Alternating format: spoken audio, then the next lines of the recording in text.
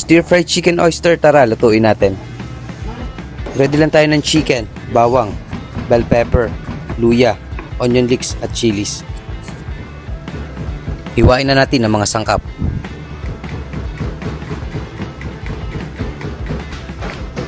Kapag handa ng lahat, pwede nang painitin ng pan. Season ng salt, pepper, paprika. Tapos pwede na nating i-sear. After natin may sear ang chicken, set aside lang natin.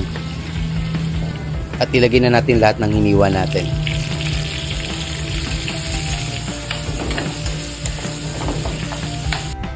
I-glaze lang natin ng rice wine para kumalas yung fans. Magbibigay ito ng additional flavor sa ating niluluto. Ibalik na natin ng chicken. 1 teaspoon ng soy sauce.